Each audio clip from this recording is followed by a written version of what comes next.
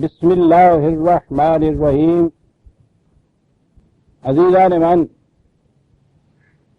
آج اکتوبر 1974 کی 20 تاریخ ہے اور درس قرآن کریم کا آغاز سورہ الرعد کی آیت 32 سے ہو رہا ہے. 13/32.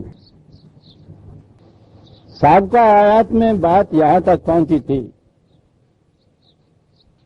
کہ نبی اکرم صلی اللہ علیہ وسلم نے ان مخالفین سے کہا کہ ذرا سوچو کہ یہ کشمکش کس بات کی ہے. میں تمہارے سامنے قانون پیش کرتا ہوں، اگر یہ کرو گے تو اس کا لازمی نتیجہ یہ نکلے گا، اور تم مجھ سے کہتے ہو کہ معجزات دکھاؤ. کہا یہ تو دو متضاد باتیں ہیں. معجزہ کے تو مانا ہی ہے کہ قانون کے خلاف کچھ ہو، اور اگر بات معجزات پہ ہے تو قانون کا نام ہی نہیں لینا چاہیے تھا. اس کی تو بیسک ڈیفینیشن قانون کی یہ ہے جو میں کہا کرتا ہوں کہ if then always. ان تین ٹکڑوں میں سے اگر ایک بھی کام ہو جائے تو قانون نہیں رہتا. if اور then بھی اگر رہے اور always اس میں نہ ہو کہ ہمیشہ ایسا ہوگا تو وہ قانون نہیں رہے گا. اور میرے دعوے کا مدار ہی سارا قانون پر ہے، اور تم اس سے متضاد بات کا مطالبہ کرتے ہو اور کہتے ہو کہ ہم تمہارے قانون کی بات مانیں گے اگر تم خلاف قانون کچھ کر کے دکھا دو. کہا سوچو تو صحیح، یہ کہاں کی دانش مندی ہے؟ یہ کیا مطالبہ ہے جو تم پیش کر رہے ہو؟ اسے کس طرح سے پورا کیا جائے؟ میں تو اپنے مکان کو چھوڑ دوں گا اگر تمہارے اس مطالبے کو پورا کروں. وہ تو میں کہا کرتا ہوں کہ ہمارے ہاں تصوف کی بنیاد اس پہ ہے کہ عقل انسانی اس قابل ہی نہیں ہے کہ اس کی کسی دلیل کو مانا جائے. دلیل اس کی محکم ہوتی نہیں ہے، پائے استدلالیاں 24 بات، اور وہ اپنے اس مسلمہ کو ثابت کرنے کے لیے عقلی دلیلیں دیتے. اور یہ ثابت کرنے کے لیے کہ عقل ناقابل اعتماد ہے، عقلی دلیلیں دی جاتی. آپ نے فرمایا کہ تم کہتے یہ ہو کہ تمہارے قانون کی بات ہم جب مانیں گے کہ تم کچھ خلاف قانون کر کے دکھاؤ. دلیل تو ختم ہو جاتی ہے. اس کے بعد پھر مخالفت کس چیز پہ اتر آتی ہے؟ دنات پہ اتر آتی ہے. آج کے الفاظ میں کمینگی پہ اتر آتی ہے.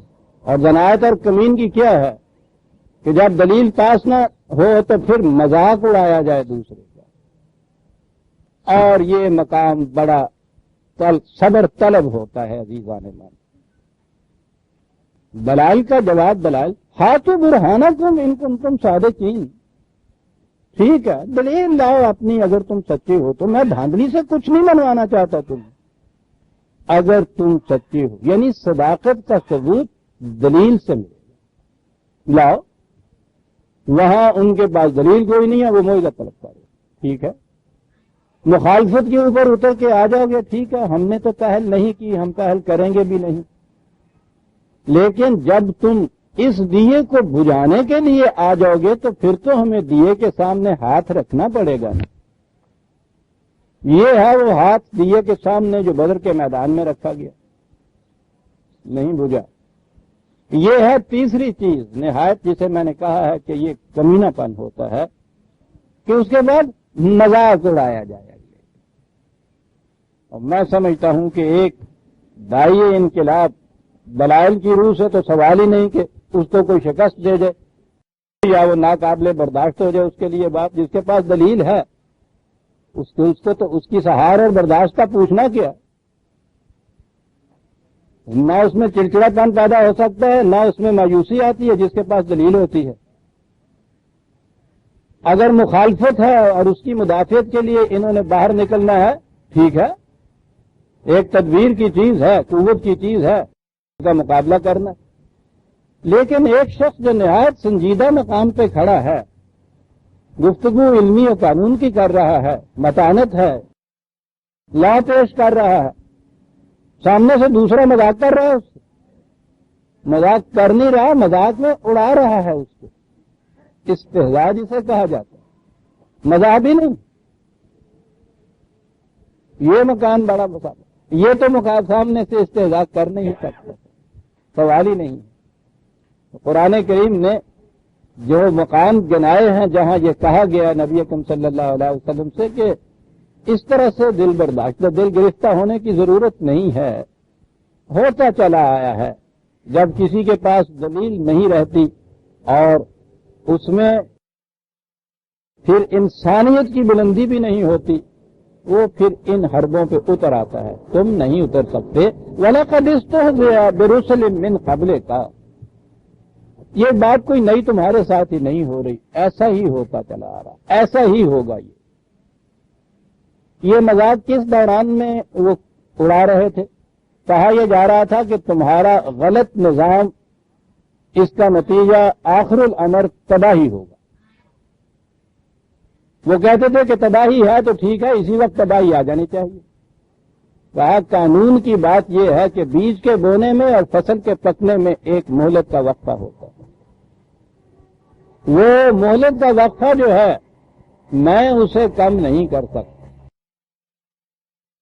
وہ کہتے تھے کہ یہ یوں ہی بڑھا گئی ہے، یہاں یہ تھا وہ درمیانی وقفہ جس میں وہ یہ سب کچھ کرتے تھے۔ پھر یہ احتجاج کے اوپر اتر آئے وہ،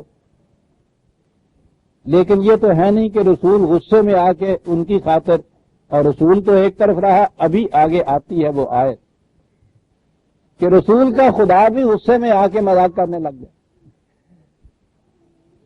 یا اپنے اس قانون کو توڑ دے۔ قانون یہ ہے کہ بیج کے بونے اور فصل کے پکنے میں اتنا وقفہ لگے گا۔ یہ الگ بات ہے کہ مختلف قسم کی فصلوں میں مہلت کا وقفہ مختلف ہوتا ہے، لیکن وہ وقفہ ضرور ہوتا ہے اور اسے کسی کی خاطر نہ کم کیا جا سکتا ہے نہ اس کو ترک کیا جا سکتا ہے۔ یہ ہے درمیانی وقفہ اصل میں جو بڑا ہی صبر آزما اور ہمت طلب ہوتا ہے۔ یہ استہزاء کے بعد کہا کہ فَأَمْلَيْتُ لِلَّذِينَ كَفَرُوا، یہ مہلت کا وقفہ ہے جو ہم دے رہے ہیں، انہیں دیا جاتا ہے، اور کہا کہ یہ بھی انسانیت کے حق میں ایک رحمت کی چیز ہے، ورنہ جو ہی کسی سے کوئی غلطی ہوتی اور اسی وقت اس کا ٹینٹوا دبا دیا جاتا، تو قرآن نے کہا ہے قرۂ عرض کے اوپر کوئی انسانی شاید باقی نہ بھائی، کون ہے جس سے غلطی نہیں ہوتی۔ ہمارا قانون یہ ہے کہ مرض اور موت کے درمیان ایک وقت ہوتا ہے، اس درمیان میں علاج کے لیے مہلت دی جاتی ہے۔ جو علاج نہیں کرتا ٹھیک ہے، وہ اپنا بگاڑ پیدا کرتا ہے، لیکن ہماری ربوبیت کا تقاضا یہی ہے کہ مرض اور اس کا آخری درجہ جسے موت کہا جاتا ہے، اس کے درمیان ایک وقفہ ہو تاکہ علاج کرانے کی خواہش رکھنے والا علاج کرا سکے اس طرح۔ فَأَمْلَيْتُ لِلَّذِينَ كَفَرُوا ثُمَّ أَخَذْتُهُمْ، مہلت کا وقفہ دیا اور اس میں بھی انہوں نے فائدہ نہ اٹھایا، علاج نہ کیا، پھر ان کی گرفت ہو گئی۔ اور یہ کچھ کہنے کے بعد کہا کہ فَكَيْفَ كَانَ عِقَابِ، ذرا ان اجڑی ہوئی بستیوں کے کھنڈرات سے جا کے پوچھو کہ ہمارا پیچھا کرنا مجرم کا کیسا ہوا کرتا ہے۔ دیکھا یہ عقاب کیا عجیب لفظ ہے، یہ نتیجہ عمل کے پیچھے پیچھے چلتا ہے اور پھر جا پکڑتا ہے انا بچہ لبے کا لقدی، اور جب پکڑتا ہے تو محکم گرفت اس کی ہوتی ہے۔ وہ پکڑ جسے ہم کہتے ہیں وہ حقیقت میں پکڑ کیا ہوتی ہے؟ جب موت کی باقی امکان یا قوت یا انرجی باقی نہیں جسم کے اندر رہتی، اتنی نہیں رہتی کہ وہ تخریبی قوتوں کا مقابلہ کر سکے، اسے موت کہا جاتا ہے۔ اسی کا نام تو خدا کی گرفت ہے۔ یہ عقاب جو ہے کہ اس کا پیچھا کرتا ہے، ڈیٹیکٹو کی طرح پیچھا کرتا ہے، اور پیچھا کرنے والے کی کیفیت یہ کہ کوئی یہ بات نہیں ہے کہ وہ اوپر بیٹھا ہوا ہے، اس نے کچھ ایجنٹ چھوڑے ہوئے ہیں، وہ نیچے وہ آئی جی پولیس ہوتا ہے اوپر اور نیچے کنسٹیبل ہی صرف ہوتے ہیں، وہ یہ کچھ کرتے ہیں. پھر روز یہ ہوتا ہے کہ صاحب یہ غلط ملزم پکڑا گیا، غلط الزام لگایا گیا، اس نے رشوت لے لی، اس نے کچھ انتقام لیا، پارٹی بازی ہو گئی، روز یہ جھگڑا ہوتا ہے. کیا عجیب باتیں سمجھانے کے لیے قرآن کہتا ہے. وہ کہتا ہے کہ ایسا من ہوگا قائم علی کل نفس بما کسبت، کوئی دوسرا نہیں ہے، ہم ہر شخص کے اوپر خود کھڑے ہوتے ہیں دیکھنے کے لیے، اور کھڑے ہوتے ہیں قائم، اللہ اکبر اللہ اکبر، ہر وقت اس کے سر پہ سوار ہوتے ہیں. علی کل نفس بما کسبت، کہا جاتا ہے نا کہ خدا رگ جان سے بھی زیادہ قریب ہے، وہ یہ ہے قائم علی کل نفس بما کسبت. بڑی چیزیں ہیں اس ایک آیت کے چند الفاظ کے اندر. ایک تو علی کل نفس میں انڈیویجویلٹی ہر شخص کی الگ الگ ہے، یہ ہے ہی نہیں کہ اس کا عمل میری گرفت یا اس کے نیک کام اس میں میری بچت. سوال ہی نہیں ہے کہ بخار مجھے ہو، دوائی میرا بھائی پیے، آرام مجھے ہو جائے. ہو ہی نہیں سکتا کہ سنکھیا باپ پھانکی اور بیٹا مر جائے. علی کل نفس بما کسبت ہوا قائم علی کل نفس بما کسبت. یہ ہوا کیا ہے؟ جب تک خدا کا تصور صحیح نہیں ہمارے ذہن میں آتا، قرآن سمجھ میں نہیں آ سکتا. عزیزان ایمان، جہاں بھی یہ خدا اور بندے کا تعلق خدا کے مقرر کردہ قوانین کی روح سے ہے. خدا زندگی دیتا ہے، بخشتا ہے. یہ کیسے زندگی بخشتا ہے؟ زندگی دینے والا بنیادی ایک سبب سانس ہے، ہوا ہے، آکسیجن ہے. وہ سارے کرۂ ارض کے اوپر اس نے پھیلا رکھی ہے. اس کے اندر جو کثافتیں ہیں وہ تو ہماری ملائی ہوئی ہوتی ہیں. اگر صاف اور شفاف ہوا خدا کی جو پیدا کردہ تھی، اس ہوا کے اندر آپ سانس لیتے ہیں تو یوں بھی کہا جاتا ہے کہ صاحب سانس پہ دار و مدار ہے انسان کی زندگی کا. یہ بھی ہے کہ ہر انسان کو خدا زندگی دیتا ہے، اس کے پیدا کردہ ذریعے کی روح سے یہ زندگی مل رہی ہے نا. کہنے کا انداز ہے یہ. آپ اگر اپنی ناک بند کر لیجئے، گلا گھونٹ لیجئے، سانس نہ لیجئے 2-3، تو آپ دیکھتے ہیں موت واقع ہو جاتی ہے. خدا زندگی نہیں دیتا اس شخص کو جو اپنی سانس کو روک لیتا ہے. اس لیے کہ اس نے جو زندگی کا سبب ذریعہ یہ اس کو دے دیا تھا، یہ اس سے کفر برتتا ہے. دیکھتے ہیں کفر کے معنی کیا ہوتے ہیں. یہ اس سے عملاً انکار کرتا ہے. ٹھیک ہے، اس کا نتیجہ بھگتتا ہے. کہا ہماری کیفیت تو یہ ہے کہ ہر فرد کے اوپر ہمارا یہ قانون حیات و ممات یہ لاگو ہوتا ہے. لیکن ان لوگوں کی کیفیت یہ ہے کہ وَجَعَلُوا لِلَّهِ شُرَكَاءَ، یہ اس میں اوروں کو بھی شریک کرتے ہیں. یہ جسے یہ ڈویلٹی یا ڈوئلزم کہا جاتا ہے، ثنویت جسے آپ کہتے ہیں، وہ زندگی کو مختلف حصوں میں تقسیم کیا جاتا ہے. زندگی کے ہر حصے کے لیے الگ الگ قانون مقرر کیا جاتا ہے. پرسنل لاز اور ہوتے ہیں، پبلک لاز اور ہوتے ہیں. پرسنل پرائیویٹ مورالٹی اور ہوتی ہے، پبلک مورالٹی اور ہوتی ہے.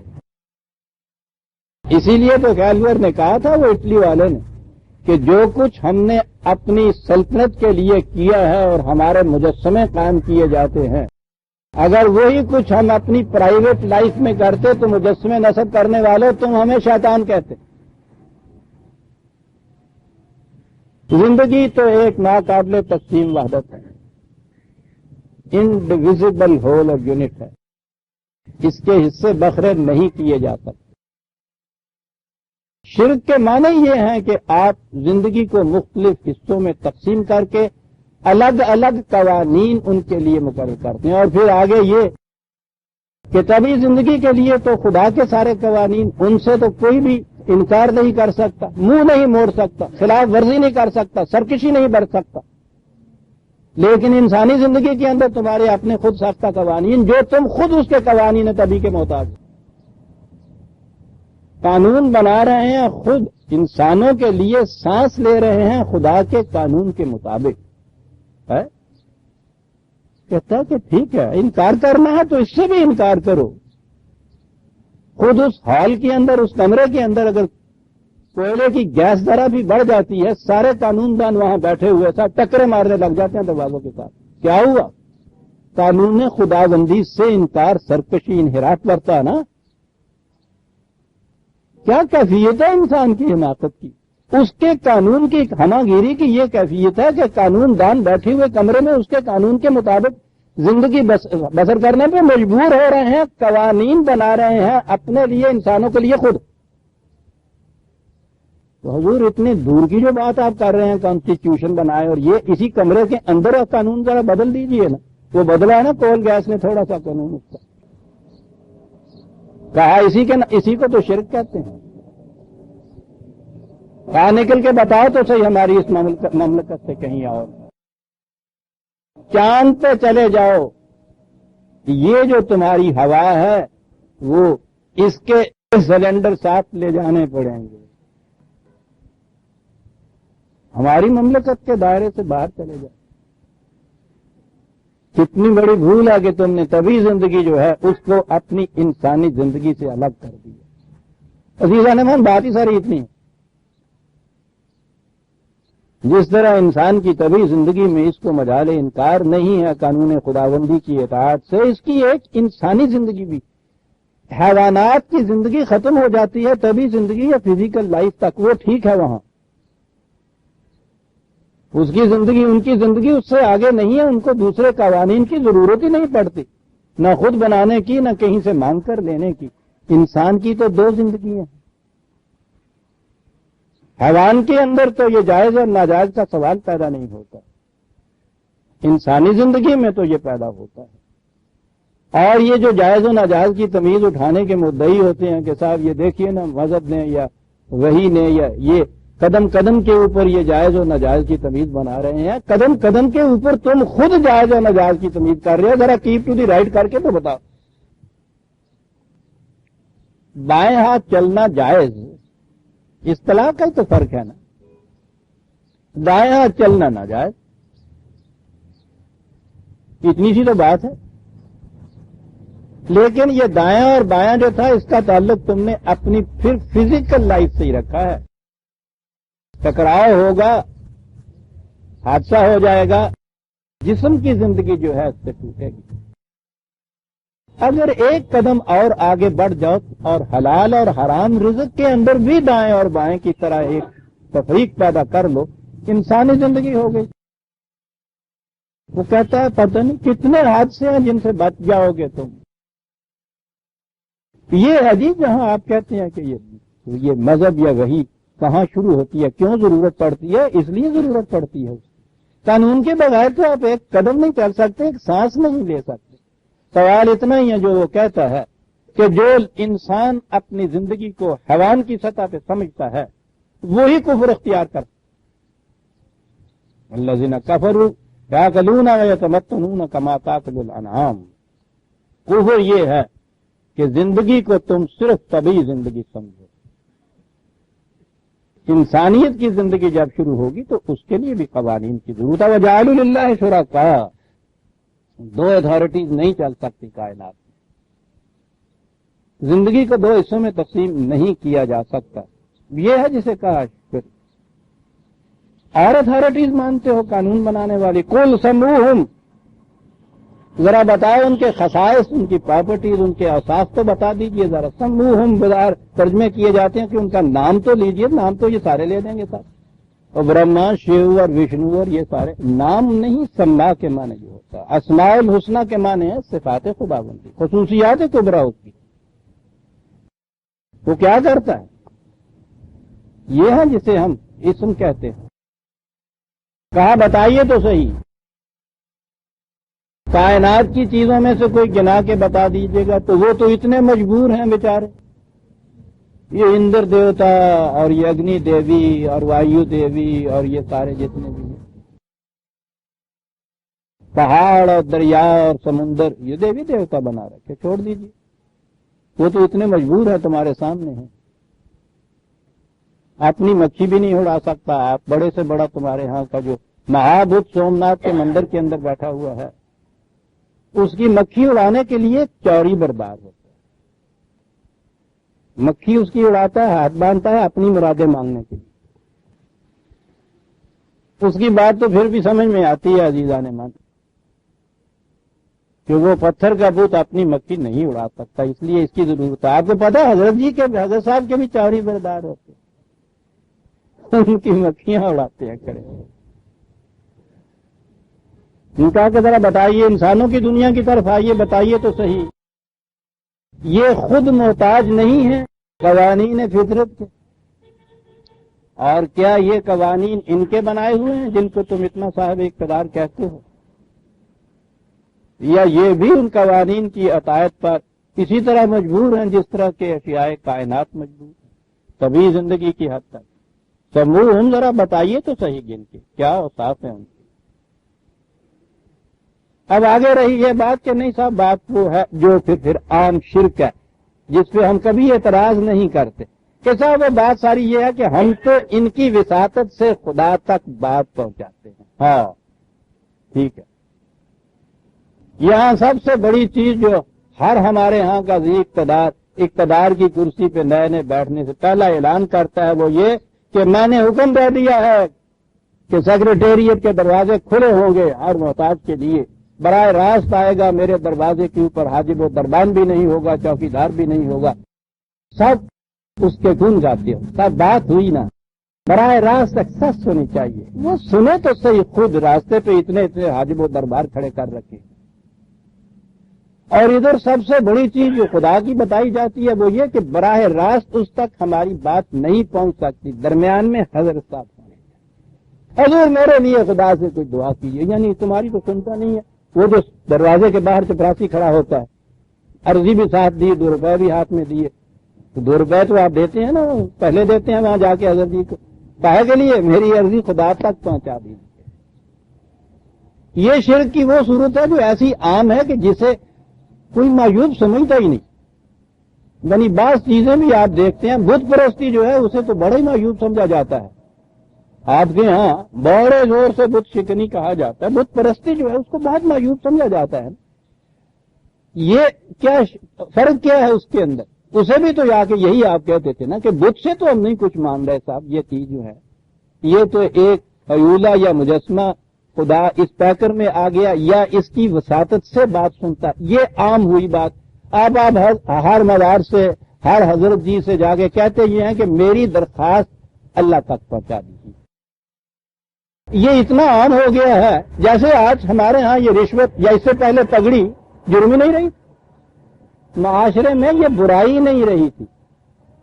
کوئی برائی جب اتنی عام ہو جائے کہ ہر ایک اختیار کر لے تو پھر وہ برائی رہتی ہی نہیں ہے.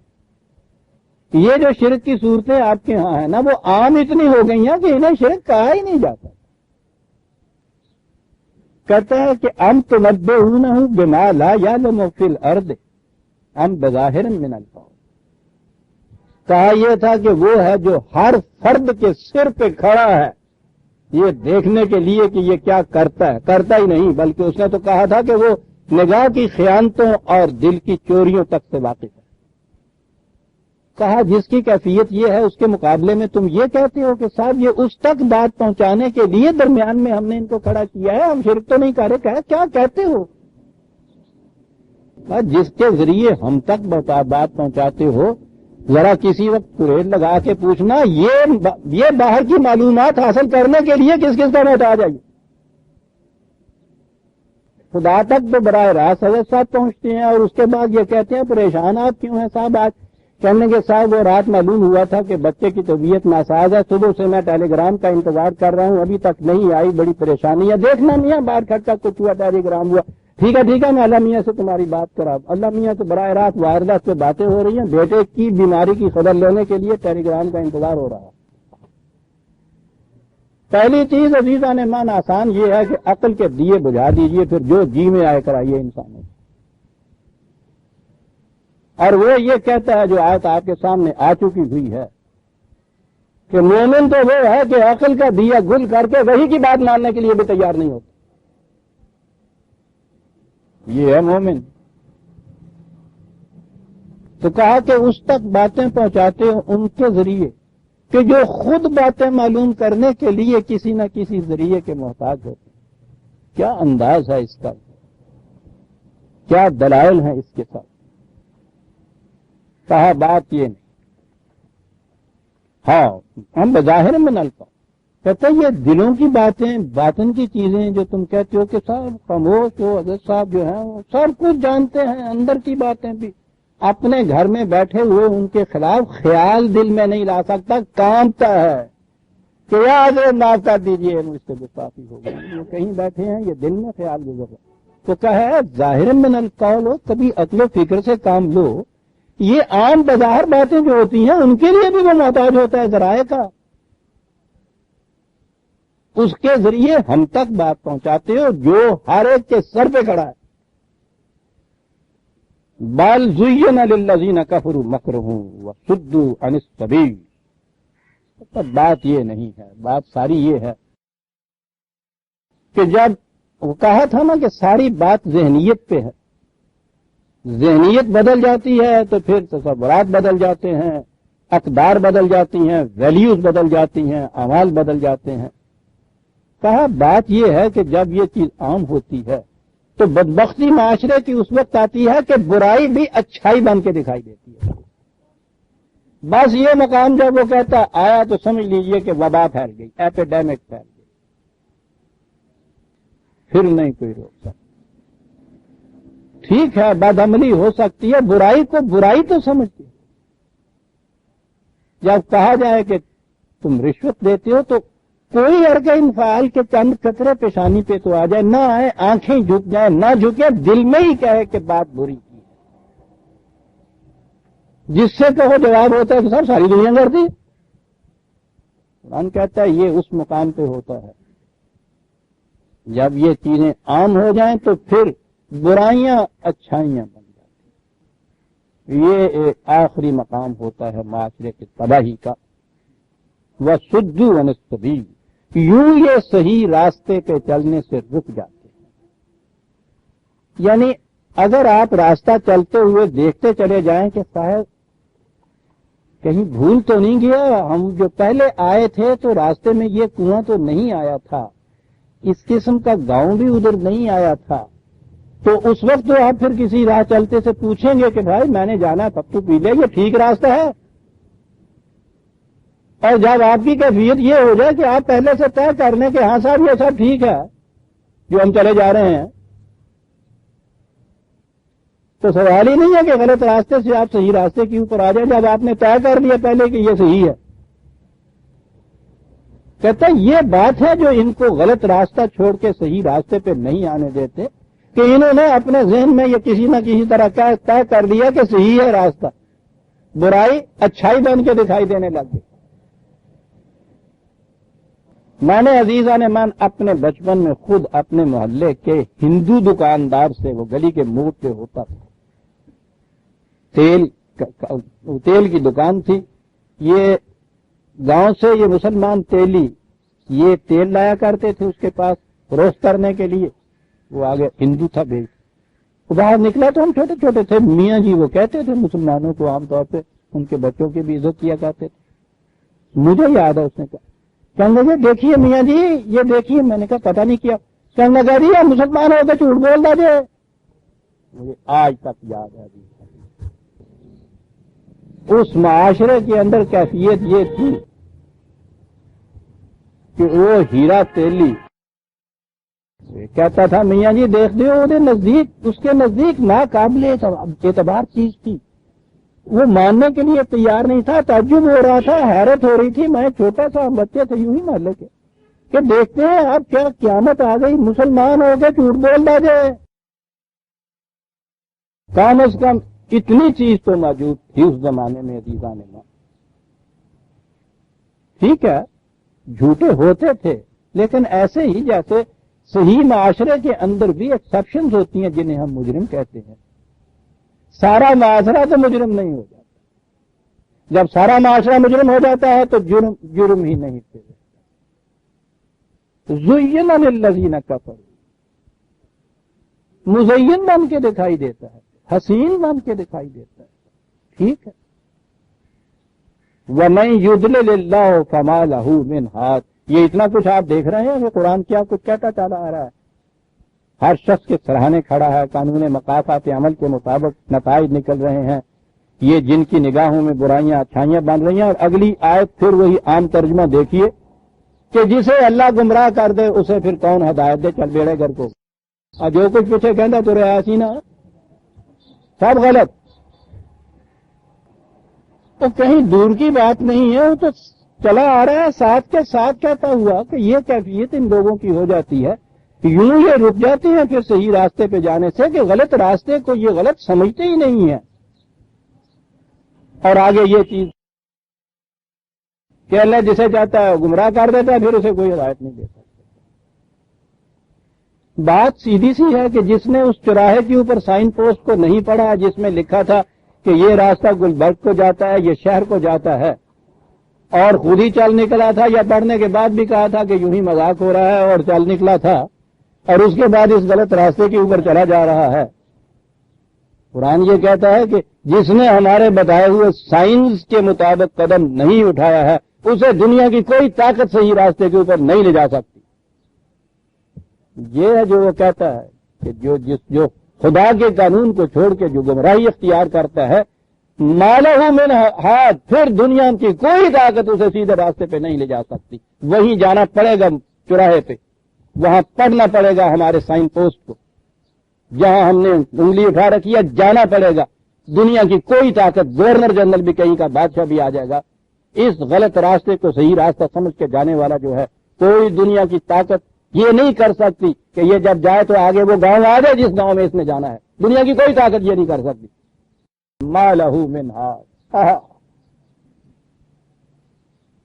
طریقہ کیا آداب پہ آنے کا؟ تابہ، ایک لفظ تابہ کے معنی یہ ہے کہ جہاں پتہ چلے غلط راستہ ہے پھر انہی قدموں کے اوپر واپس وہاں پہنچو، تابہ۔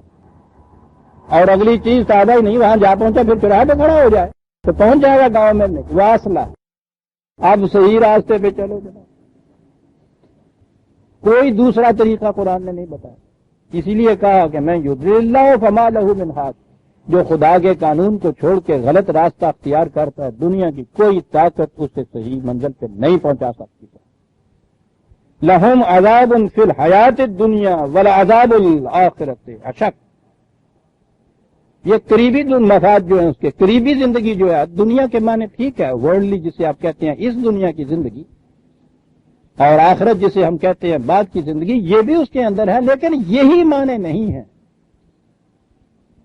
یہ جو لفظ ہے قرآن کے عربی زبان کے ادنا، ادنا، قریبی جسے ہم کہتے ہیں، اس کے معنی یہ مفاد عاجلہ، ایک تو محنت کر کے آپ کو مہینے کے بعد تنخواہ ملتی ہے نا، ایک اسی وقت آپ نے 2 لفظ یوں کیے 1000 روپیہ جیب میں آ گیا، یہ ہے مفاد دنیا جسے قرآن کہتا ہے۔ لیکن وہ یہ کہتا ہے کہ یاد رکھو یہ مفاد عاجلہ جو ہے بالآخر تمہارا نقصان پہنچا جائے گا، یہ ہے جسے آخرت کہتے ہیں۔ اشک کو یہ جتنا فائدہ ہو رہا ہے نا اس سے کہیں زیادہ محرومی اس میں ہوگی، جگر سوزی ہوگی، روپیہ تو مل جائے لیکن نار اللہ الموقدۃ التی تطلع علی الافئدہ، وہ آگ کے جس کے شعلے دلوں کو لپیٹ لیتے ہیں اسے کون بجھائے گا، اسے کون بجھائے گا؟ فما لہم من اللہ من واق، اس وقت جب خدا کی گرفت یہاں تک آ جائے گی پھر خدا کے اس قانون کی خلاف ورزی کے نتائج سے بچانے والا پھر دنیا میں کوئی نہیں ہوگا، اور جو اس کے مطابق چلے گا اس کے لیے کہا نا کہ وہ آخرت اور آخرت کے بعد جنت۔ عظیم آیت آ رہی ہے عظیم آنے میں، اور ویسے تو کون سی آیت عظیم نہیں ہے، معاف رکھیے گا، میرے اپنے بیان کے اعتبار سے جب بارمحال آتی ہے تو بے ساختہ زبان پہ یہ آ جاتی ہے بات،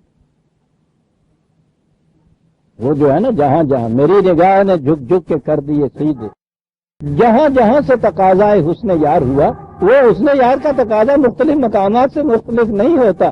میری نگاہ ہوتی ہے جو بیک وقت نہیں اسے دیکھتی، سر سے پاؤں تک دیکھتی ہے بتدریج. اس لیے ہر مقام پہ نیا سجدہ کیا جاتا ہے. وہ تو حسن مجسم ہوتا ہے، اس حسن کے حصے نہیں کیے جا سکتے.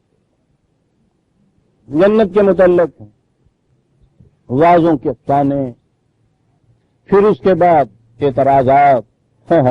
جنت بنا رکھی ہے، نہریں بہ رہی ہیں، صاحب دودھ کی نہریں ہیں، پیاز کی نہریں ہیں، اور اس طرح کے پھل ہیں. پھر اس کے بعد معاف رکھیے گا میری بیٹیاں جگہ ہیں.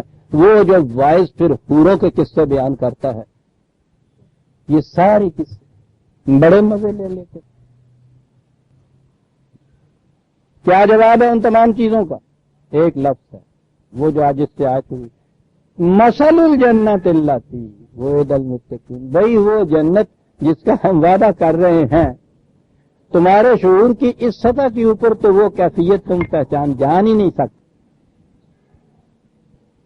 سطح نیچی ہے، بات بڑی تجریدی ہے، بلند ہے، ایبسٹریکٹ ہے، کنکریٹ میں نہیں آ سکتی. سمجھانی بھی ضروری چیز ہے صاحب. یہاں بھی جتنے لوگ نظریات کو اور آئیڈیالوجیز کو، ایبسٹریکٹ ٹروتھس کو سمجھانے والے ہیں پوچھ کے شاعروں سے، کمال کیا ہے شاعری، وہ ان چیزوں کو، حقائق مجردہ اور بسیط حقیقتوں کو تمثیلات کے ذریعے سے بیان کرتے ہیں، مثال دے کے بیان کرتے ہیں. کہا کہ جنت جو ہے حقیقت میں وہاں کی، اس کی کیفیت و نوعیت اور ماہیت جو ہے وہ تمہارے ہیتا ادراک میں تو اس وقت آ نہیں سکتی. تم تو صرف کنکریٹ چیزوں کو بیان سمجھ سکتے ہو. یہ جو ہم نے بھی اس کے متعلق کچھ کنکریٹ چیزیں کی ہیں، تو مثلا یہ مثالیں دی ہیں ہم نے تمہیں بابا. انسان من تمہارے اعتراضات کا جواب ایک لفظ میں کیا کیا جائے بنتی نہیں ہے. بادہ و ساغر کہے بغیر. انسانوں سے بات کرنی ہے خدا نے، انسانوں ہی کے الفاظ میں بات کرے گا نا، ورنہ جن معنوں میں ہم کلام کہتے ہیں یہ تو سارا ایک فزیکل ایکشن ہوتا ہے. فکر ایک چیز ہے کہ جو اس سے بلند ہوتی ہے، لیکن اس فکر کو کلام تک جو لایا جاتا ہے یہ سارا فزیکل ایکشن ہوتا ہے. راستے میں ان ذرائع فزیکل طبی ذرائع میں سے کسی میں نقص پیدا ہو جائے، فکر تو رہتی ہے، کلام نہیں بنتی. کیا خدا کو جو خدا اپنے کلام کو کلام کہتا ہے تو اس کے یہی معنی ہوتے ہیں کہ اس کے اللہ میاں کی معافرت کی ہے، اس فکر خداوندی سے بات چلتی ہے، پھر وہ اعصاب کے ذریعے سے، سیلز کے ذریعے سے اعصاب میں پہنچتی ہے، اعصاب کے ذریعے سے حلق میں آتی ہے، وہاں زبان کو جنبش دیتی ہے، پھر الفاظ پہلے سے موجود ہوتے ہیں، ان کے ذریعے سے وہ بات کرتا ہے، کامن ہوتے ہیں سمجھ میں. یہ بات تو نہیں ہے، لیکن بات تو اس نے انسان سے کرنی ہے. اپنے انداز کی بات کرے تو انسان نہ سمجھ سکے، نہ سن سکے، نہ دیکھ سکے، تو پھر بات کیا ہوئی، اسے کلام کیسے کہا جائے گا؟ کتنی عظیم چیز ہے عزیزان من کہ وہ خدا اپنی اس ایبسٹریکٹ خدائی کے مقام سے نیچے اتر کے میرے لیے میری زبان میں بات اسے کرتا ہے.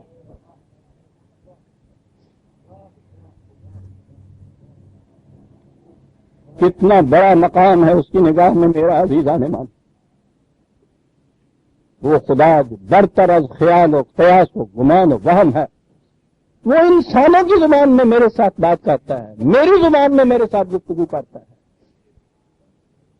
ایبسٹریکٹ چیزیں اس کی سامنے آتی ہیں تو وہ کہتا ہے کہ بھائی یوں نہیں سمجھ میں آئے گی، تو میں کہہ رہا ہوں کہ سر نہیں میری یوں سمجھ میں آئے. کہتے ہیں میں مثال دے کے تمہیں سمجھا دیتا ہوں بیٹا، مثال دے کے سمجھ.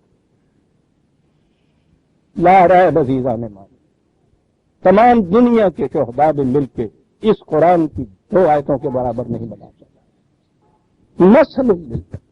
مثل الجنت التی وعد المتقین تجری من تحتہا الانہار. مثالیں سنتے چلے جائیے. یہ اس خدا کی بتائی ہوئی جنت ہے. یہ پھر جنت ہمارے ہاں کے مفسرین کے ہاتھ میں جب آ جاتی ہے، جتنی اپنی پست سطح ہے اسی پست سطح کے اوپر خدا کی جنت کو لے آتے ہیں. دل پہ پتھر رکھ کے سب کچھ مجھے پڑھنا پڑا. اس نقش پا کے سیدے نے کیا کیا کیا سلیم. میں پوچھا رقیب میں بھی سر کے بل پر. مجھے ان سب کی یہ سب کچھ بکواسیات خرافات معاف رکھیے گا مجھے عزیزان من. پڑھنی پڑی، اس لیے کہ اس نقش پاک کے سجدے کیا کیا ٹھیک ہے، لیکن اس ذلت کے بغیر سے یہ بات سمجھ میں نہیں آ سکتی کہ آپ کو معلوم ہے متقدمین کے اوپر آپ کے اعتراضات، دور جدید میں آپ کے ہاں کے جو متاثرین نہیں ماڈرن ٹائپ کے مفسرین ہیں وہ کیا کہتے ہیں، جگر شک ہو جاتا ہے عزیزہ نے من بات کرنی پڑتی۔ لیٹسٹ آپ کے یہاں جو تفسیر چھپی ہے مودودی صاحب کی تفہیم القرآن، میں ذاتیات پہ نہیں اترا کرتا لیکن یہ کہے بغیر نہیں رہ سکتا کہ کتنا ذلیل کرایا ہے اس شخص نے ہم کو۔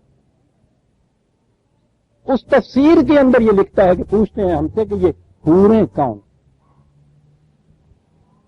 کہتا ہے کہ یہ جو بڑے بڑے کافر ہوں گے وہ تو اپنے گناہوں کی عوض میں جہنم میں جائیں گے، ان کی جو چھوٹی بچیاں ہیں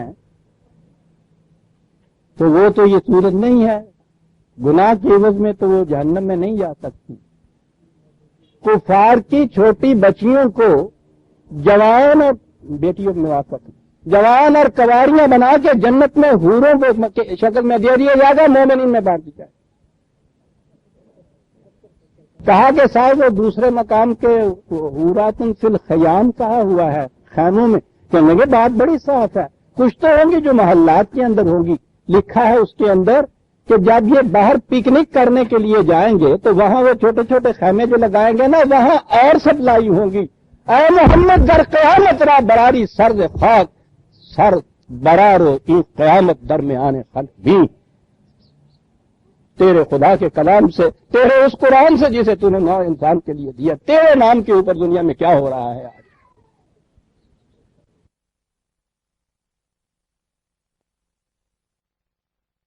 بھی یہ کہہ دو کہ تیری یہ جو اتنی سی بچی بات ہو گئی ہے اسے جوان کیا جا رہا ہے تاکہ یہ جنت کے مومنین کے حوالے کر دی جائے، پھر وہ تمہارا اسلام قبول کر لے گا۔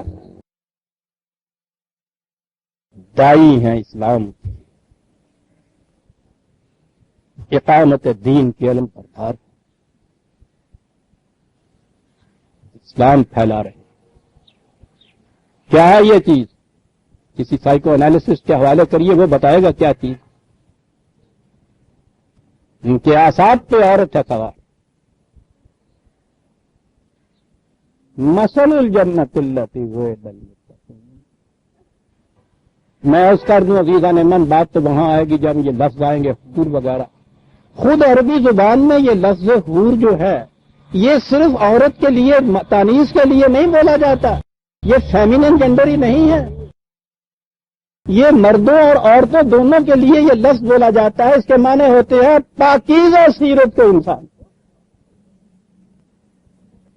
یہ حضرت عیسیٰ علیہ السلام کے ساتھیوں کو حواری کہا اس لیے جاتا ہے،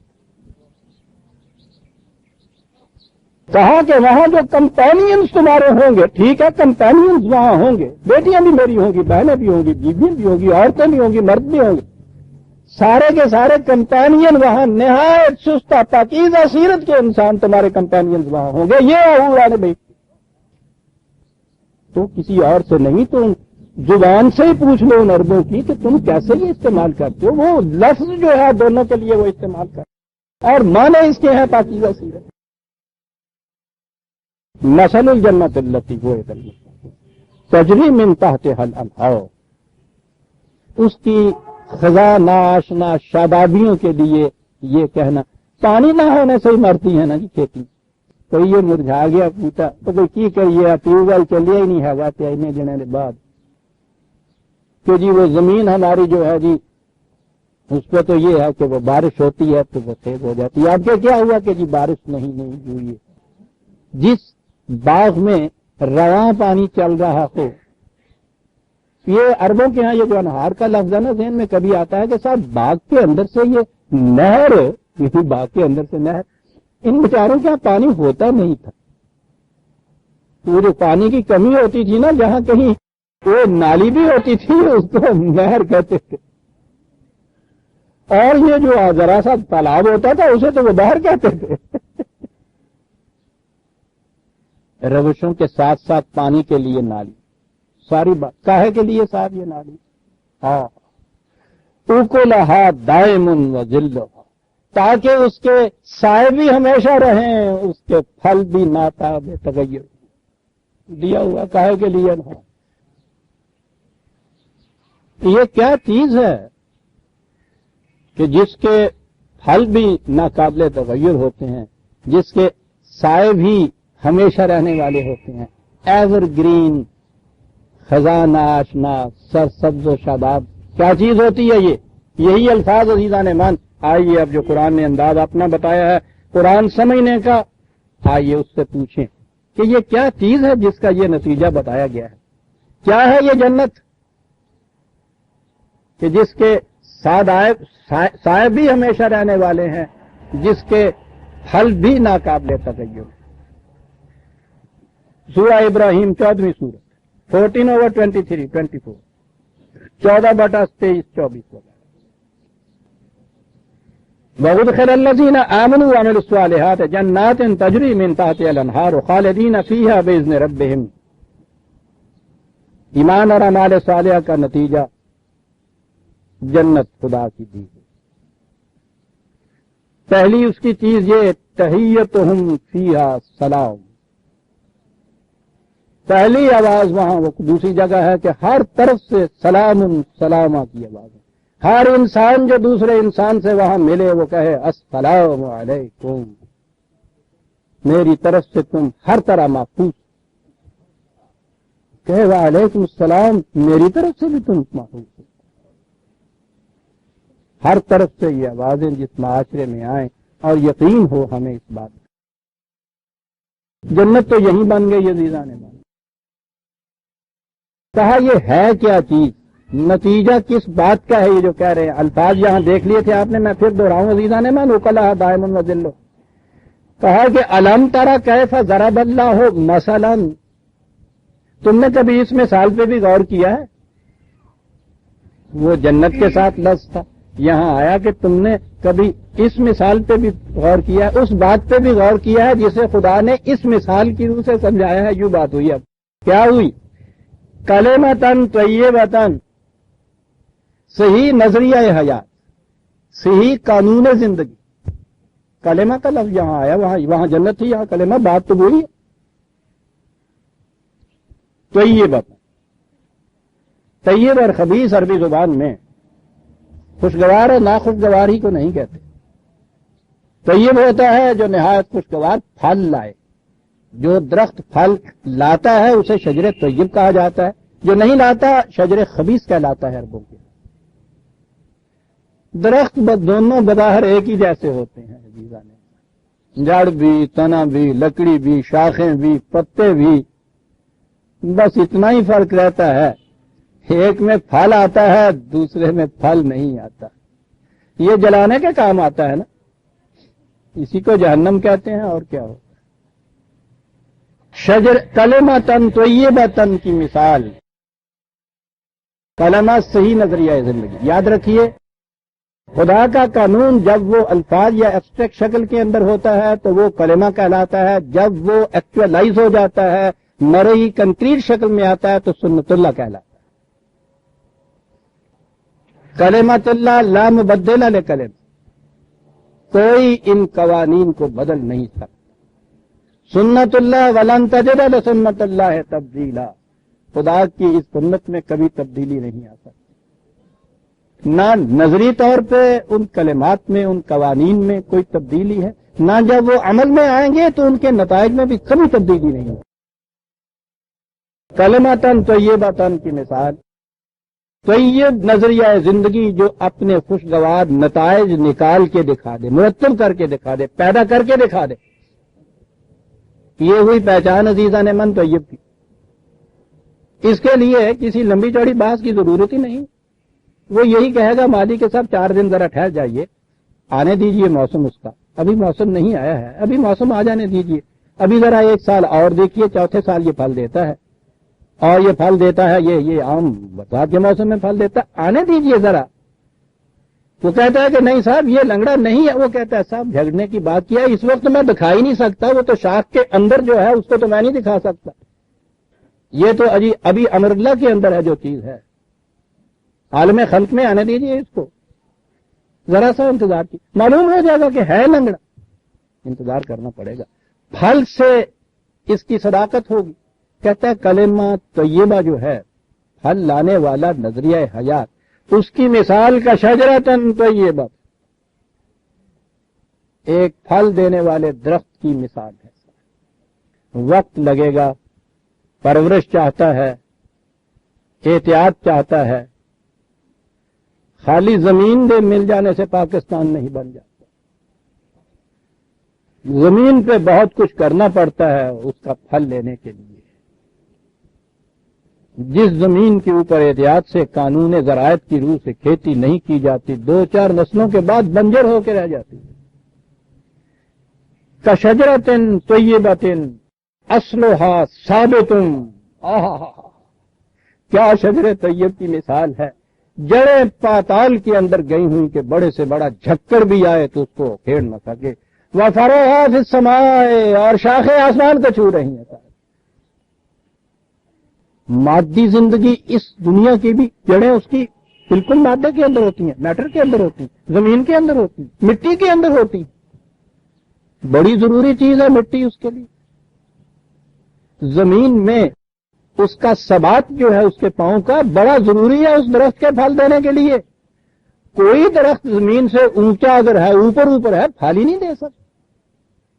لہذا اس دنیا کی زندگی کے اندر اسٹیبلشڈ ہونا، ثبات اس کے اندر میسر آنا مقدم چیز ہے پھل کے شجر طیب بننے کے لیے. کلمہ طیبہ کا شجرتن طیبہ. کلمہ طیبہ بھی آپ کے ہاں جو ہے آپ دیکھتے ہیں جب میں نے یہ لفظ بولا تو صرف کلمہ طیبہ کیا مانے رہ گیا، لا الہ الا اللہ محمد رسول. کلمۃ طیبۃ، اس کو شجرتن طیبۃ بننے کے لیے یہ کچھ کرنا پڑتا ہے. لکھا ہوا یہ باغبانی کے اصول کتاب موجود ہے، رکھی ہوئی ہے اندر. آم لگ جائیں گے اس کے اندر. روز صبح اس کی تلاوت کیجئے باغبانی کی کتاب، مل جائے گا ثمر بہشت آپ کو 4 سال کے بعد. 100 دفعہ روز پڑھیے، مہینے بھر میں ختم کرائیے ہر مسجد میں. شبینہ پڑھ کے اس کو سب کچھ قانون باغبانی کی کتاب کو پڑھتے چلے جائیے، لگ جائیں گے آم. مثلاً کلمۃ طیبۃ کا شجرتن طیبۃ. عزیزان مان ایک ایک لفظ میں شجر کو یعنی قانون کو شجر طیب جو بننا ہے، صرف قانون کے الفاظ کو یاد کر لینے سے، دوہرا لینے سے تو شجر طیب نہیں بن سکتا. وہ قانون باغبانی صحیح ہونا چاہیے، پہلی بات تو یہ ہے. پھر اس کو تم نے خود شجر طیب بنانا ہے. یہ آمنو اور عمل الصالحات جو 2 ٹکڑے ہر طرح اکٹھے آتے ہیں ہر جگہ، یہ ہے کیا بات؟ آمنو وہ شجر کلمہ طیبہ ہے، عمل الصالحات وہ پھر زراعت کے اوپر عمل کرنے کی چیز ہے، قانون زراعت پہ. شجرتن طیبتن اصلھا ثابت. اس میٹیریل ورلڈ کے اندر اس کے پاؤں جمے ہوئے ہونے چاہیے. اپنی طرف سے نہیں کہتا آ رہے ہیں یہ الفاظ، قرآن ہاتھ میں لے کے اپنی طرف سے کچھ کہنا تو شرک ہے عزیزان میں، سوال ہی نہیں. اصلھا ثابت وفرعھا فی السماء. شاخیں اس کی جھولا جھول رہی ہیں آسمان کی بلندیوں کے اوپر. کتنا بلند ہے صاحب. ہمیں چھوٹے چھوٹے منڈے ٹانگیاں لے کے ہی نہ پھل ہوا، بڑی اونچی شاخ ہندی ہے. فرعھا فی السماء تؤتی اکلھا کل حین باذن ربھا. خدا کے قانون کے مطابق ہر موسم میں پھل دیتا ہے، سدا بہار پھل دینے والا درخت ہے وہ. یہ نغمہ فصل گل و لالا کا نہیں پابند. بہار ہو کے خزان لا الہ الا اللہ، یہ ہے کلمہ طیبہ. تؤتی اکلھا کل حین، لیکن باذن ربھا، قانون خدا بندی کے مطابق دی گا. صاحب جب پانی دینا چھوڑ دو گے خشک ہو جائے گا. جب نگہداشت چھوڑ دو گے لے جائیں گے دوسرے لوٹ کے اس کو، ٹھٹ رہ جائے گا، خشک ہو جائے گا، اس کو جلا دینا پڑے گا. زمین وہی ہے، درخت وہی تھا، کیا ہوا؟ باذن ربھا، قانون خدا بندی کے مطابق پھل دے گا. جب تک اس کے اوپر قائم رہتے ہوئے نگہداشت کرتے چلے جاؤ گے اس کی پوٹینشیلٹی میں فرق نہیں آئے گا. یعنی یہ نہیں ہوگا کہ سب کچھ کرتے رہو، اب اس درخت کے اندر یہ صلاحیت ہی نہیں رہی کہ آگے یہ پھل دے. پھر تو یہ محنت اکارت جائے گی نا اس مالی کی، اس کاشتکار کی. نہیں، اس کے اندر یہ صلاحیت ہے کہ اگر یہ چیز اس کے قانون کی روح سے کرتے رہو گے پھل دیتا رہے گا، جب تک کرتے رہو گے دیتا رہے گا۔ دیکھا کہ اس میں ربیہ کہاں آیا ہے؟ یضرب اللہ الامثال للناس لعلہم یتذکرون۔ اس طرح سے خدا مثالوں کے ذریعے سے بات سمجھاتا ہے تاکہ تمہاری کھوپڑی میں آ جائے یہ بات جو ہے۔ کلمہ طیب کیا ہوتا ہے، شجر طیب کی طرح ہوتا ہے۔ ساری بات ایک مثال سے سمجھا دی عزیزان من۔ وَمَثَلُ کلمۃ خبیثۃ کشجرۃ خبیثۃ، اور غلط نظریہ حیات اس کی مثال اس درخت کی سی کہ درخت تو ویسا ہی نظر آئے، تم محنت بھی ویسی کرنی پڑے جیسی اس پہ وہ محنت کر رہا ہے۔ ایک بیج کے غلط ہو جانے سے، ایک قانون کے غلط ہونے سے ساری محنت اولئک حبطت اعمالہم۔ ایک تو وہ تھے نا جنہوں نے کچھ کیا ہی نہیں، قرآن کہتا ہے ان کو الگ چھوڑ دیجئے، کہتا ہے وہ اتنے بدبخت نہیں ہیں۔ آؤ تمہیں بتائے سب سے بڑا سوختہ بخت وہ ہے اولئک حبطت اعمالہم، جن کے اعمال بے نتیجہ رہ جائیں، درخت بنے پھل نہ دے جس کا، اس کاشتکار کی ہرما نصیبی کو دیکھی عزیزان۔ ایک عمر اس نے ضائع کر دی اس کی آبیاری میں، اس کی حفاظت میں۔ عزیزان من، کوئی کچھ کم محنت نہیں کر رہی ہے قوم مذہب کے نام کے اوپر۔ ابھی ابھی رمضان شریف جو گزرا ہے، ذرا سوچو تو صحیح سا، مزدور بیچارے دن بھر مزدوری کر کے آنے والے روزے سے، اب تو پھر بھی موسم اچھا ہے، چل چلاتی دھوپ کے اندر 18 گھنٹے کا روزہ، خالی پانی کا گھونٹ پی کے روزہ رکھا ہوا، دن بھر مزدوری کر رہا ہے، شام کو پتہ نہیں پانی بھی میسر آتا ہے یا کھڑا ہو جاتا ہے مسجد کے اندر جا کے، سمجھے دن بھر میں جتنا کچھ کرنا پڑتا ہے۔ ایک حج پہ جو دولت آپ کی جیتی ہے، جتنی وہ صرف ہو رہی، یہ کم اعمال کم نہیں ہے یہ، لیکن کیا ہوا ہے؟ شجرتن خبیثتن کے ماتحت یہ کیا جا رہا ہے۔ درخت شکل و صورت درخت کی ہی ہے، پانی بھی دیا جا رہا ہے، نگہداشت بھی ہو رہی ہے، بڑی حفاظت ہو رہی ہے، سب کچھ ہو رہا ہے۔ کیا ہو؟ نماز ہو، روزہ ہو، قربانی ہو، حج، یہ سب باقی ہیں، تو باقی نہیں ہے۔ دین کے اعمال کا محصر عزیزان من تجھے تو بنا دینا ہے اور جنت جو ہے یہی ہے۔ آنچ حق می خواہد آن سازت ترا، قرآن کے متعلق یہ شخص کہتا ہے۔ بات اتنی ہے ساری کہ جیسا خدا چاہتا ہے نا کہ تو ایسا انسان بن جا، ایسا بن جا کہ وہ جو پہلے دن انہوں نے ہمارے خلاف بات کی تھی اور ہم نے اتنا ہی کہا تھا کہ انی عالم ما لا تعلمون، انہوں نے کہا تھا کہ کیا اسے بنا رہا ہے تو زمین کے اندر صاحب اقتدار، جس کی کیفیت یہ ہے کہ فساد انگیزیاں خون ریزیوں سے اس کو فرصت ہی نہیں ملے گی۔ بہت بڑا کنت تھا جو کیا تھا، بہت بڑا اعتراض جو کیا گیا تھا، جواب کیا دیا تھا انی عالم ما لا تعلمون۔ ٹھیک ہے، ہم جانتے ہیں کہ تو نہیں جانتا، کب جواب دیا جائے گا؟ آنچ حق می سازد آن سازد می خواہد آن سازد۔ وہ جو چاہتا ہے نا کہ بھئی ایسا بن جا میں فرشتوں کو بتا سکوں کہ دیکھا کیا بنایا تھا ہم نے، بن جا بلیا میری لاج رکھو نہ تو فخر سے پیش کر سکے اپنے ملائکہ کے سامنے، دیکھا تم نے اعتراض کیا تھا، ہم نے کہا تھا تم نہیں جانتے ہو۔ اس کا نام ہے تو بن جا۔ یہ سب باقی ہیں، تو باقی نہیں ہے۔ عزیزان من، صرف انسان ہے اس کائنات میں جو آئی کہہ سکتا ہے اپنے، کوئی حیوان آئی نہیں کہہ سکتا، اس میں سیلف کانشیسنیس ہوتی نہیں حیوان کے اندر، احساس خیش ہوتا نہیں، میں نہیں وہ کہہ سکتا۔ اور یاد رکھیے ایک بڑی چیز ہے جو کسی نے کہی، خدا اور بندے کے تعلق کے درمیان اس نے بڑے لفظ یہ کہا، صرف وہ اسے تو کہہ سکتا ہے جو پہلے اپنے آپ کو میں کہتا، ورنہ میں کے بغیر تو بے معنی چیز ہوتی، اور میں تو حیوان کی سطح سے اونچا پہنچ کے انسان کہہ سکتا ہے نا اپنے آپ کو۔ کہا کہ یہ جو ہے پھل جسے ہم نے کہا ہے یہ درخت شکل و شباہت کے اعتبار سے ویسا ہی ہے. ہر انسان شکل و شباہت کے اعتبار سے انسان ہی ہوتا ہے. یہ پھلدار درخت اور یہ اس قسم کا بے ثمر درخت جسے آپ کہتے ہیں کشجرتن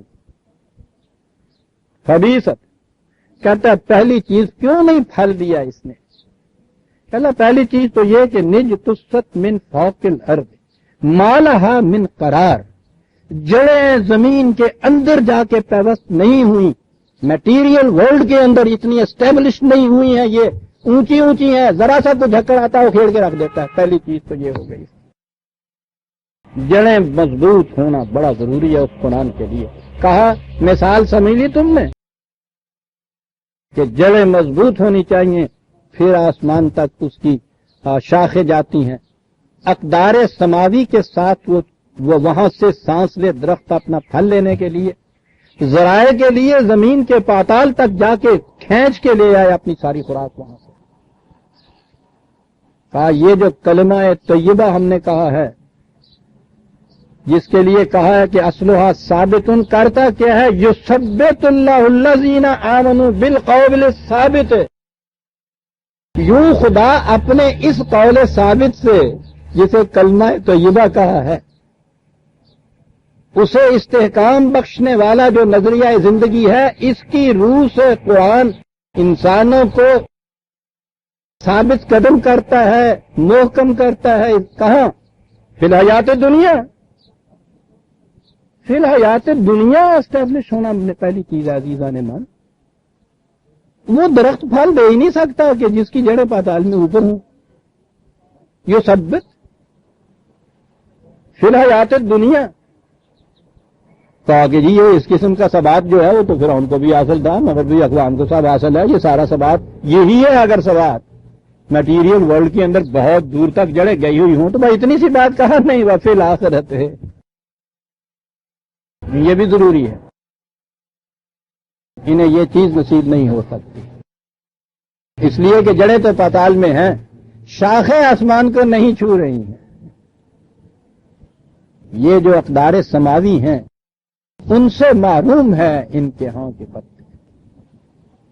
اور درخت کی نشو و نما پہ جس قدر وہ غذا اور نمکیات ضروری ہیں جو زمین سے وہ حاصل کرتی ہے، اس سے کہیں زیادہ اس فضا کے اندر سے جو درخت حاصل کرتا ہے وہ بھی اس کے لیے نہایت ضروری ہے.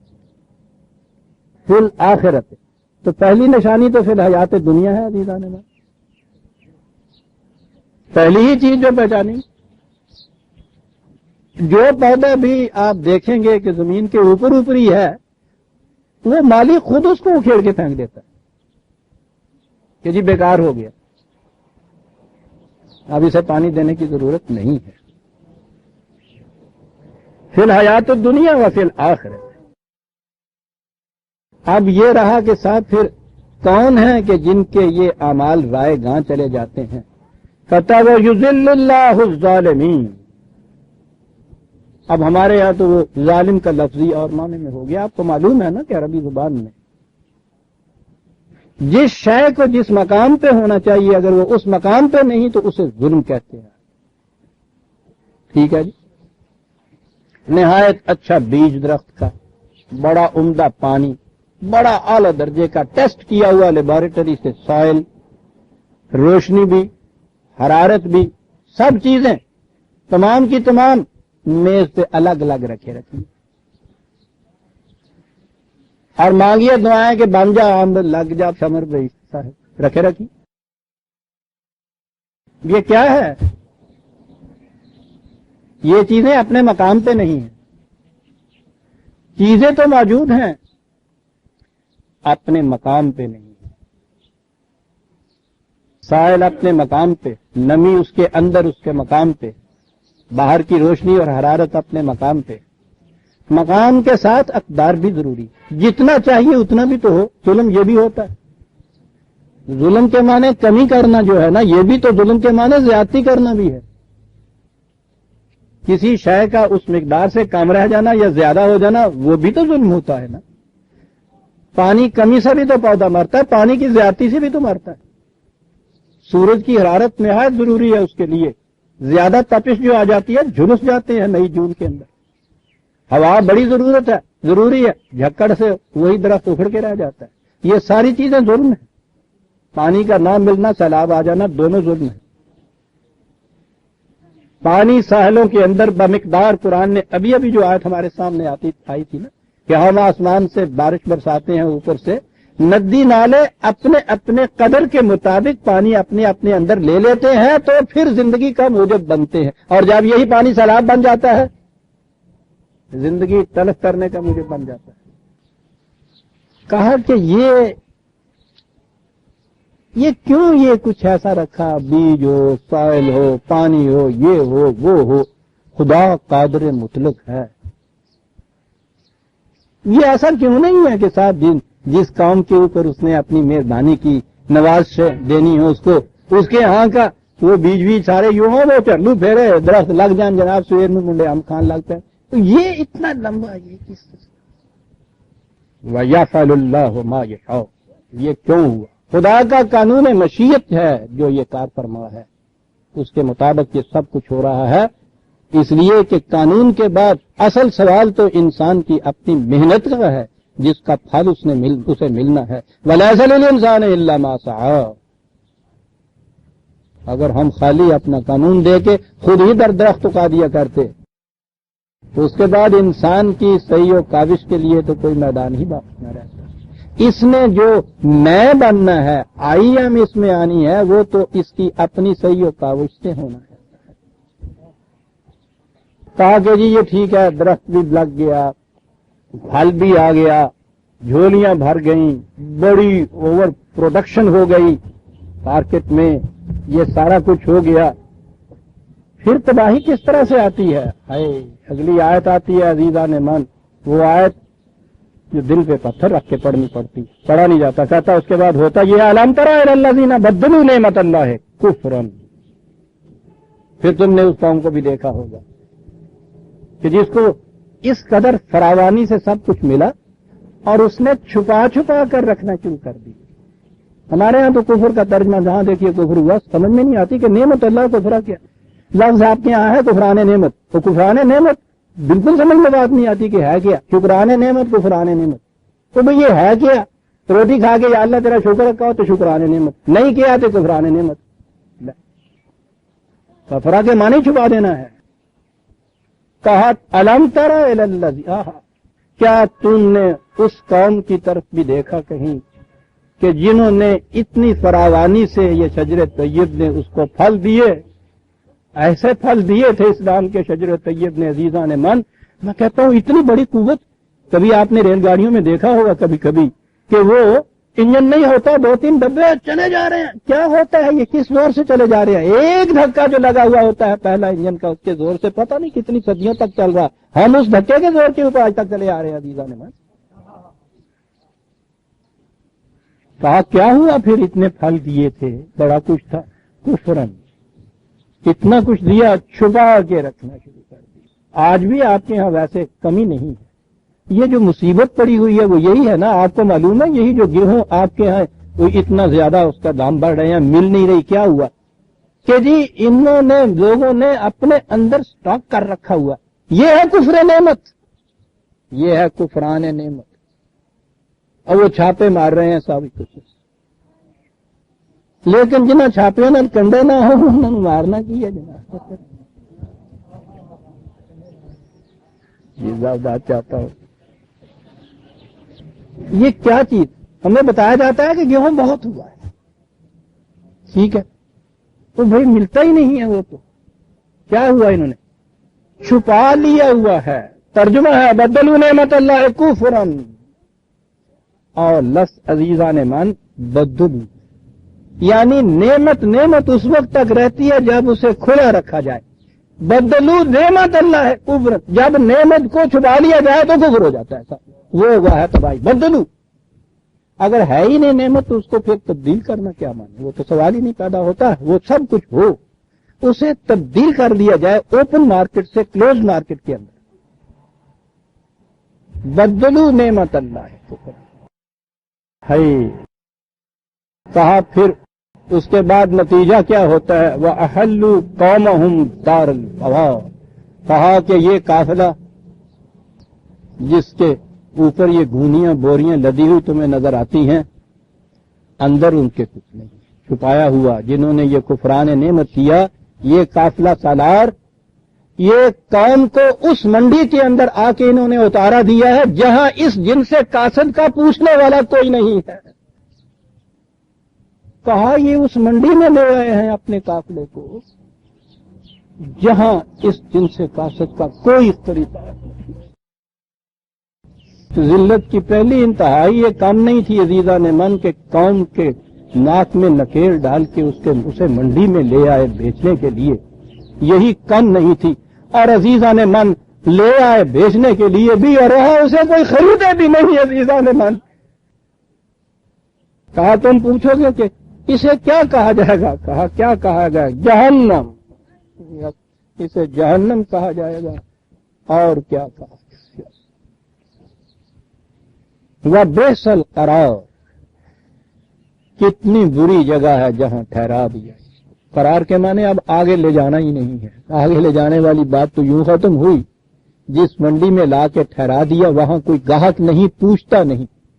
یہاں اس منڈی میں جو اس قدر یہ جنس پڑی ہوئی ہو اور اس نے وہیں پڑی رہنا ہو، یہ بھی نہیں ہے کہ چلو یہاں کوئی خریدار نہیں، کسی اور منڈی سے لے جاؤ، کوئی منڈی نہیں پوچھ رہی بزیدان من، ایسے لے تھا لے پھر دیتا ہے اس کا، کوئی منڈی نہیں پوچھ۔ کیا ہوا ہے؟ یہ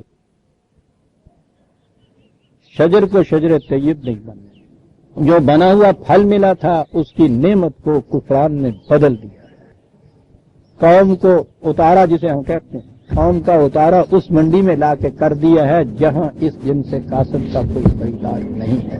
مثل الجنت التی، میں آ گیا اپنے اصل قرآن کے اوپر، وَإِذَا الْمُتَّقُونَ تَجْرِي مِن تَحْتِهَا الْأَنْهَارُ أُكُلُهَا دَائِمٌ وَظِلُّهَا تِلْكَ عُقْبَى الَّذِينَ اتَّقَوْا، یہ ہوتا ہے انجام اس قوم کا کہ جو قوانین خداوندی کی نگہداشت کرتی ہوئی چلی آتی ہے۔ وَعُقْبَى الْكَافِرِينَ النَّارُ، اور جو وہ کفران نعمت کرتے ہیں ان کا انجام جو ہوتا ہے جھلسا دینے والا ہوتا ہے۔ میں نے آپ کو بتایا ہوا ہے جہنم کا جو لفظ ہے، جو عموم سیمیٹک لینگویج کے اندر ان کے ہاں ایک وادی تھی فلسطین کے ایک طرف جہاں ایک بت، اس بت کے سامنے زندہ انسانوں کو جلایا جاتا تھا، اس وادی کا نام جہنم تھا جہاں انسانیت جلائی جاتی۔ اور دوسرا لفظ عربی زبان کا ہے جسے جہیم کہا جاتا ہے، جس کے معنی ہے کسی کا کسی مقام پہ کھڑے ہو جانا، رک جانا، آگے چلنے کی طاقت نہ رہنا، پیچھے لوٹنا نہیں، رک جانا بھی جہنم ہے۔ کہا کہ کیا ہے؟ کہا اسے کیا کہیں گے؟ یعنی کیا انداز ہے عزیزات مانا پیر صاحب؟ کہا یہ کیا تم نے باتیں بتائی ہیں، یہ درخت اور شجر اور پھل اور اتنا ڈھیر سے ملنا، پھر اس کو منڈی میں لے آنا، یہاں لانا، پھر جن سے قاصد بن جانا، کوئی نہیں پوچھتا، کوئی نہیں خریدتا۔ کہیے کسی ایک لفظ میں بات کہیے، یہ کیا کہا؟ بات کیا کہیے؟ جہنم بئس القرار، حرکت رک گئی اور بڑی بری رکی، یوں کہ بڑی بری ہوئی پھر اس قوم کا۔ عزیزان مان، وقت ہو گیا، سورہ الرعد کی آیت 35 تک ہم پہنچے، 36 تک آئندہ لیں گے۔ اعلان بڑا ضروری، درس کے متعلق ربنا تقبل منا انک انت السمیع العلیم۔